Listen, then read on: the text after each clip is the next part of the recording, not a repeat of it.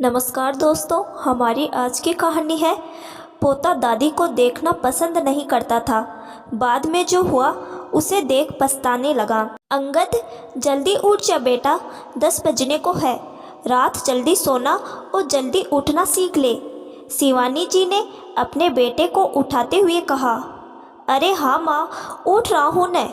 आपको नहीं पता कितना काम रहता है मुझे, चिढ़ते हुए अंगद ने कहा। शिवानी और तरुण का लाडला और इकलौता बेटा है अंगद, इसीलिए उसे ज़्यादा कोई कुछ नहीं कहता। कहने भी चाहे तो उसकी दादी टोकने लगती है। सुबह सब साथ में बैठकर नाश्ता करने के लिए अंगद का इंतजार कर रहे थे। नाश्ता करके कॉलेज के लिए निकला, तभी पीछे से जया जी ने अंगद की दादी जी ने पीछे से टोकते हुए कहा, अरे अपने लिए कुछ लेकर तो जा। कॉलेज से आते ही कुछ नहीं खाता, ना ही साथ में कुछ लेकर जाता है। अरे दादी, मुझे कुछ भी खाना होगा तो मैं कैंटीन से ही कुछ ले लूँगा। कॉलेज में कोई टिफ़िन ले जाता है क्या? फिर से चिढ़ते हुए कहने लगा। हर छोटी सी बात पर अपने बड़ों से चिढ़कर बात करना, उनसे बात न करना, बड़ों का सम्मान करना मानो भूल ही गया था अंगद। कि इतने में अंगद नीचे आया और साथ में मोबाइल, जिसमें अपने सोशल मीडिया पर बने नए दोस्तों से बात करने लगा। सब साथ में बैठे थे, फिर भी अंगद अकेला ही था। उसका रोज़ का यही काम था, जब देखो अपने मोबाइल लैपटॉप में ही लगा रहता था।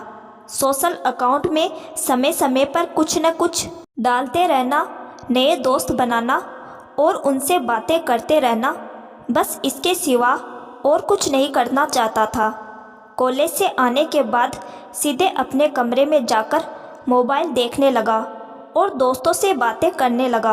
अपने दोस्तों सोशल मीडिया में इतना मगन रहता, अपना खाना पीना तक भूल जाता। रोज़ अपनी माँ से फटकार सुनने के बाद भी उसे कोई फ़र्क नहीं पड़ता।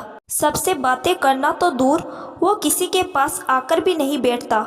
नाश्ता खाने के वक्त भी अपने हाथ में मोबाइल रखना नहीं भूलता। अपने दोस्तों के साथ बाहर गए हुए अंगद के पास अचानक ही शिवानी जी का फ़ोन आया।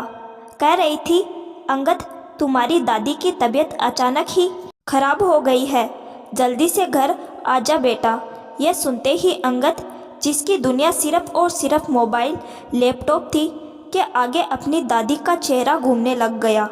वो दादी जिसकी बात बात पर गुस्सा करता रहता, उसकी किसी भी बात को टाल मटोल करता रहता था, अपनी दादी को देखने के लिए जल्दी ही हॉस्पिटल आया और अपनी दादी से मिलने को पूछता रहता।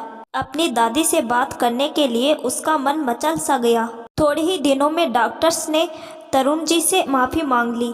अंगद, जो कि अपनी दादी से बात करने को बेचैन हो रहा था, जब उसे पता चला कि उसकी दादी, जो उसे अपनी माँ की फटकार से, पिता की डांट से बचाती थी, वो अब उससे कभी बात नहीं कर पाएगी, तो उसे अपनी दादी की पुकार सुनाई देने लगी, याद आने लगी थी। अब अंगद को अपनी दादी की बातें याद आने लगी, जब वो कहती, अंगद, कभी तो मुझसे बात किया कर, मेरे पास आकर बैठ जाया कर। उनकी बातों को याद करके बस सिर्फ रो सकता था अंगद, और कुछ नहीं। असल में भी यही होता है। आज बहुत से लोग अंगद जैसे हैं, जो सिर्फ नए दोस्त बनाने के चक्कर में अपनी जिम्मेदारियां भूले बैठे हैं, जिनकी दुनिया सोशल मीडिया के ही इर्द गिर्द है, जो इसके चक्कर में अपने परिवार को छोड़ दूर बैठे लोगों से रिश्ता जोड़ने में लगे हैं। मेरा कहना ये नहीं है कि अपनी दुनिया में कोई नए दोस्त न बनाए या फिर सोशल मीडिया पर न रहे। नए रिश्ते बनाना अच्छी बात है, लेकिन नए लोगों के बीच रहने के साथ ही साथ अपनों से भी जुड़े रहना चाहिए। अपने परिवार के लिए ज़रूर वक्त निकालें, अपनों के पास बैठे, उनसे खूब सारी बातें करें। नहीं तो कहीं ऐसा न हो कि बाद में पछतावे में अपना जीवन बिताना पड़े।